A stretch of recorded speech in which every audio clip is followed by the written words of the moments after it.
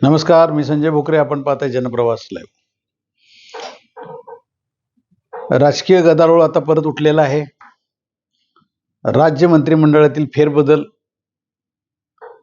कसा करायचा, कधी करायचा, त्याच्यामध्ये कोण कोण मंत्री घ्यायचे, कुणाला डच्चू द्यायचा, मुख्यमंत्री पदाबाबत काय, या सगळ्यावर चर्चेसाठी देवाभाऊ आणि एकनाथ भाऊ म्हणजे एकनाथ शिंदे या दोघांनाच अमित शहानी तातडीनं दिल्लीत बोलावलं. ह्या चर्चा आहेत, त्याच्यावरच आज विश्लेषण करायचं आहे. कारण याआधी आपण सगळ्या या चर्चा केल्या. त्या गुजरातच्या धर्तीवर मुख्यमंत्री एकच, मुख्यमंत्र्याचा राजीनामा नाही, पण बऱ्यापैकी बदललं तर तिथं.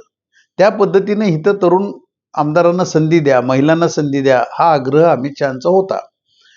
आता कॉक्रोचचा हा विषय आता बऱ्यापैकी संपुष्टात आला धर्मेंद्र प्रधान यांनी राजीनामा दिल्यामुळं. आता परत राजकीय गदारोळ का मी म्हणतोय तर तो उठणारच. कारण निष्ठावंत मंत्र्यांना परत तुम्ही डच्चू दिलात भारतीय जनता पक्षामध्ये तर नाराजी उडवणार आहे.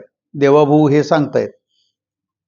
मग कुणाला द्यायचं डच्चू, कुणाला काय करायचं, ती यादी याच्या आधीच देवाभाऊंनी सोपवली असावी, ह्या पण चर्चा होत्या.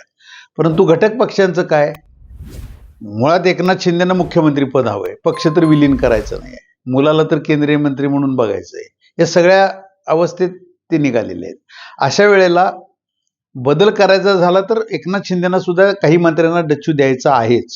वादग्रस्त वक्तव्य करणे, भ्रष्टाचाराची प्रकरणं, ती चर्चा होणं, त्याच्यापेक्षा नवीन मंत्री घेऊया, बाकीच्यांना पक्षाचं काम करायची संधी देऊया. म्हणजे उदाहरणार्थ राठोड वगैरे ही जे त्यांचे काही मंत्री आहेत त्यांना डच्चू द्यायचा आणि त्या ठिकाणी नवीन शिवसैनिक आमदारांना संधी द्यायची, हा त्यांच्या डोक्यातला प्लॅन आहे.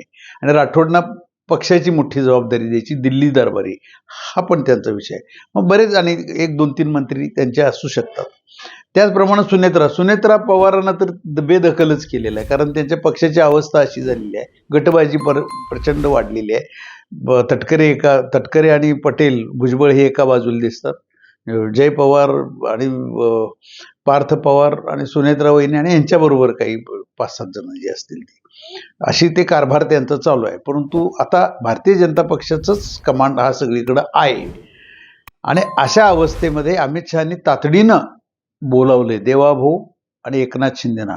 जसं हे प्रधानांचा राजीनामा झाला केंद्रीय मंत्र्यांचा आणि त्याच्यानंतर हे परत राजकीय हालचालींना वेग आलेला दिसतोय. आणि आता मंत्री कोण कोण जाणार, तर आता भारतीय जनता पक्षातले तर लोढा आणि काही ज्येष्ठ मंत्र्यांना डच्चू हा ठरलेला आहे त्यांचा. ते सुद्धा आता चर्चेचं घोराळ आता दिल्लीत होईल. परंतु अमित शहा फुल्या मारतील, कुणाला काढायचं कुणाला घ्यायचं. आणि मुख्यमंत्री पदावर देवाभाऊ, आपणाला केंद्रात मंत्री व्हायचंय का, मंत्री व्हायचं असेल तर तुमच्या स्वेच्छेनं तुम्ही सांगितला तर भारतीय जनता पक्षाचाच मुख्यमंत्री कोण करायचा, सिनियरिटीवर कुणाला द्यायचं. मग विखे पाटील रेसमध्ये आहेत, बावनकुळे रेसमध्ये आहेत, चंद्रकांत दादा पाटील रेसमध्ये आहेत, कुणाला संधी द्यायची, हा पण विषय महत्वाचा आहे.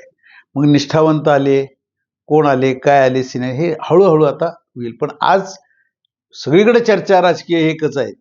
आता उद्धव ठाकरे, राज ठाकरे हे सुद्धा प्रेस कॉन्फरन्समध्ये पत्रकाराने प्रश्न विचारले तरी सांगतात, का बोलवलंय आत्ता, तर अचानक का बोलवलं गेलं. बोलवलं म्हणजे हा मंत्रिमंडळातला बदल हाच असणार आहे. आणि तो विषय आता कॉक्रोच करून ते सगळीकडे झाले. आता झटदिशी आपल्या आपल्या कामाला लागावं.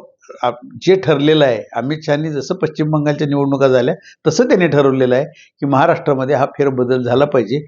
कारण देवाभाऊ जसं मुख्यमंत्री झाले त्याच वेळेला जाहीर केलेलं होतं की अडीच वर्षांना काही सिनियर मंत्र्यांच्या ठिकाणी तरुण आमदारांना संधी दिली जाईल. नव्यानं पक्षाच्या कार्यकर्त्यांना ही द्यायला लागतं ना संधी. दरवेळेला तेच हे चालणार नाही, हे अमित शहाचं धोरण होतं. देवाभाऊंनी सुद्धा ते जाहीर केलेलं होतं त्यावेळेला की 2.5 वर्षच दिलं जाईल.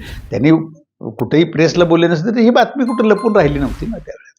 आता ह्याच्यासाठीच ते मंत्रिमंडळात फेरबदल, याच्यासाठीच ते भेटायला गेलेले असावेत, असे निष्कर्ष दिल्लीतनं आता निघत आहेत. आज इथंच थांबू, उद्या पुढच्या भागात.